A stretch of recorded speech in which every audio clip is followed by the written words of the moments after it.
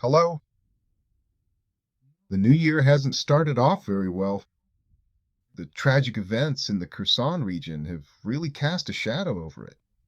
Nevertheless, I want to wish everyone a happy new year. And I'd like to explain why this new year, 2026, will be dramatically different from 2025. Well, although the events of the last month, the last 2 months of 2025, have already shown in many ways that the changes will be very significant. Well, I'll start with the tragic event. Without a doubt, yes, it was organized by bastards.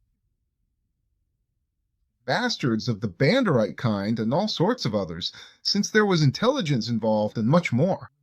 Undoubtedly, it was done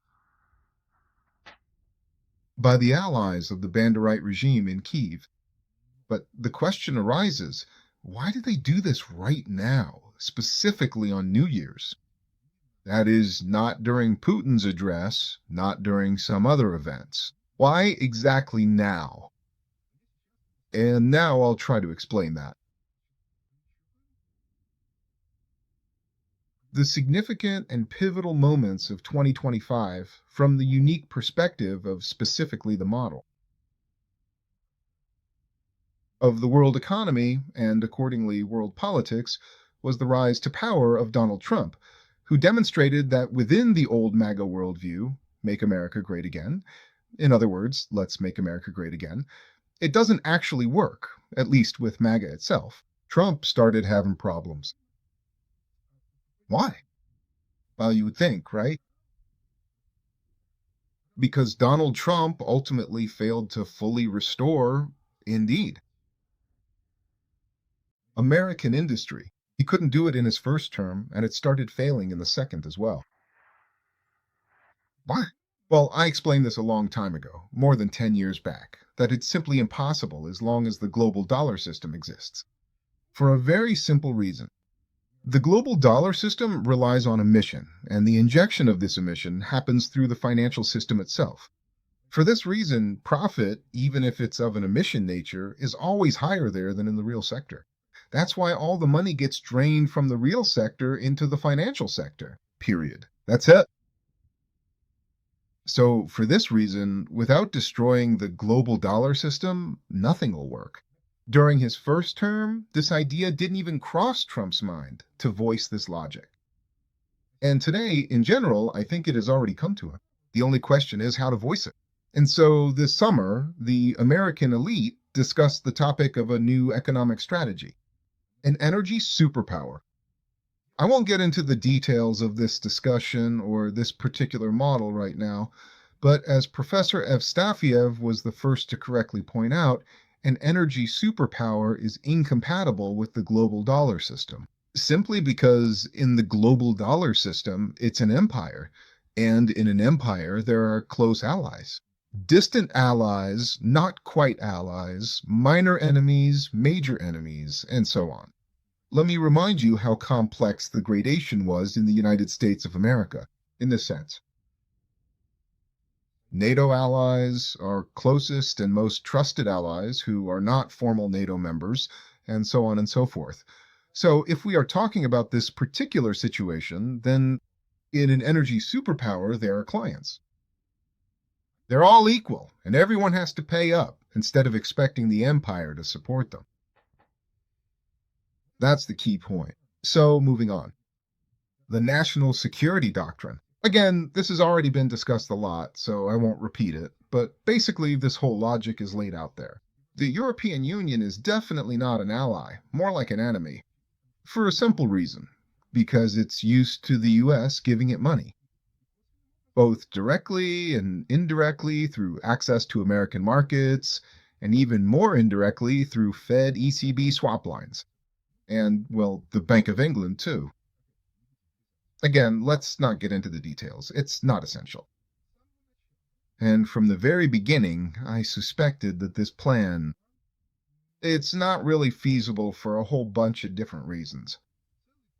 And this is where things get really interesting. By the way, let's note that this plan contradicts the logic that Andrei Kobiakov and I described in our book, The Decline of the Dollar Empire, more than 22 years ago.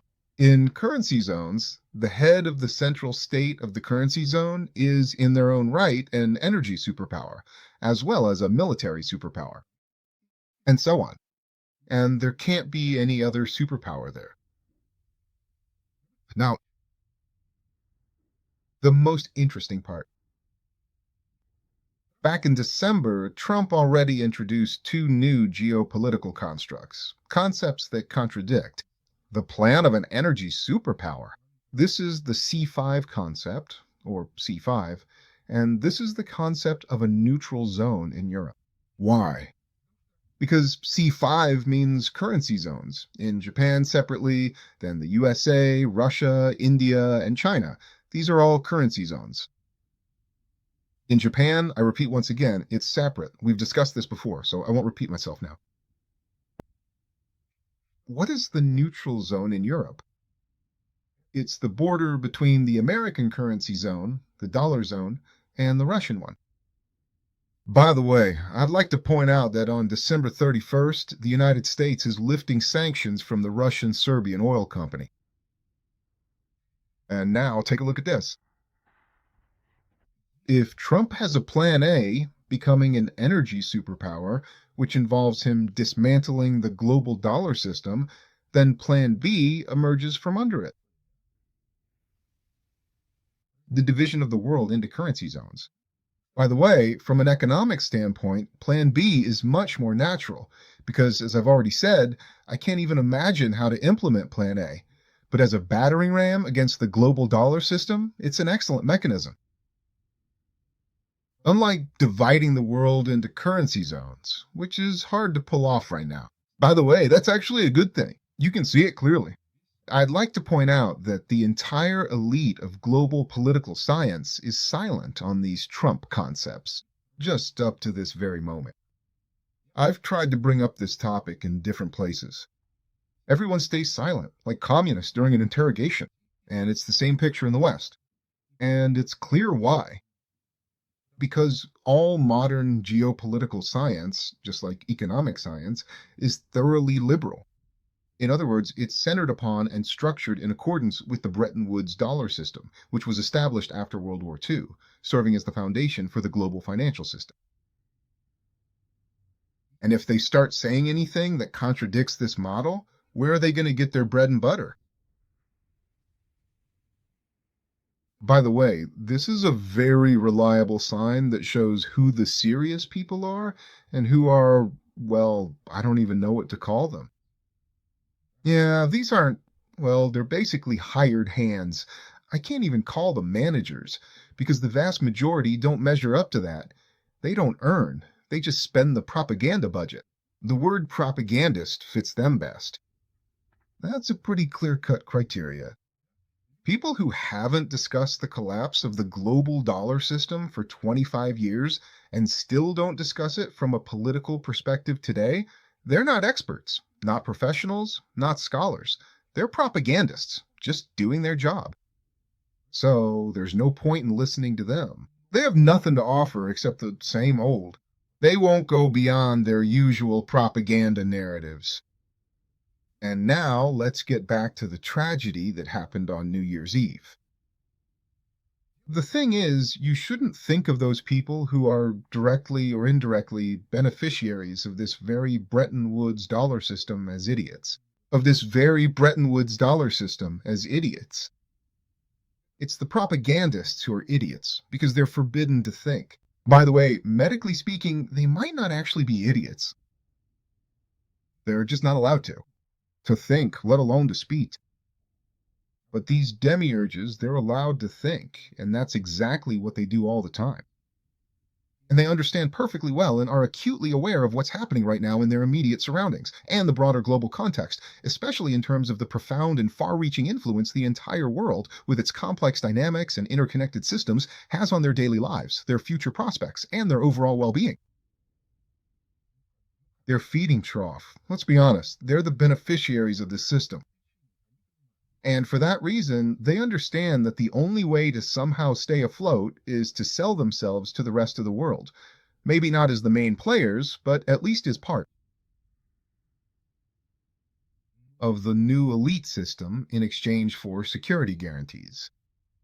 You see what I mean? If Donald Trump established a clear line between the dollar and the ruble currency zones, the precise way he meticulously drew it, stretching from Poland all the way to Italy. In that particular case, absolutely everyone sitting there, as well as those influential individuals in the West, for example, in a major city like London, but who consistently get their financial resources through Ukraine, they all understand perfectly and completely well that the only way is to try to negotiate. But the only way to negotiate now is through intimidation, because they have nothing left to offer. And that's why they act the way they do. Just like that. They're trying to scare us. They say, guys, if you don't agree to give us a peace, we'll make things so bad for you, you won't know what hit you. That's pure and simple. Blackmail. And it's a pretty typical situation. It happens quite often. But you have to take it into account. That's all there is to it. Yes, it's very unpleasant. Yes, it's very hard. But you have to understand, they're going to keep going. They can't stop, because for them, the alternative is physical destruction. They won't be forgiven. And it's not even so much us who won't forgive them. I mean, we won't even have time to get to them.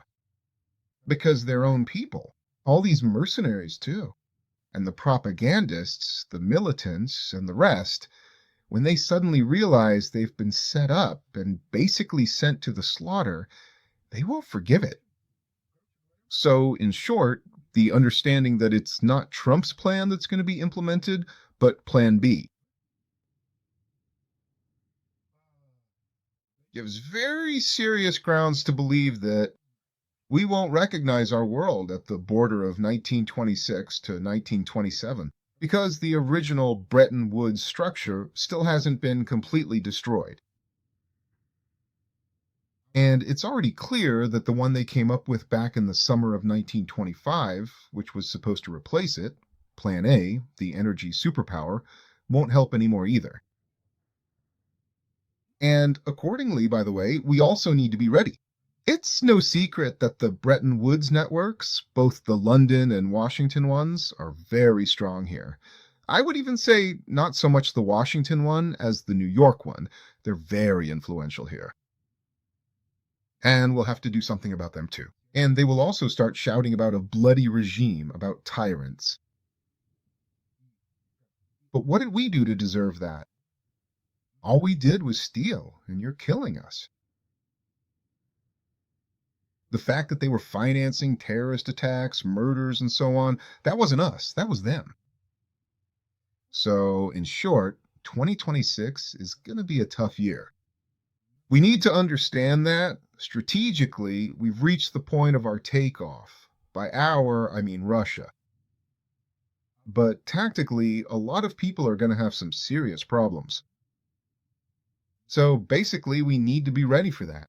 And it's absolutely out of our control. So I wish everyone good luck in all your endeavors, and may all difficulties and troubles gracefully pass you by.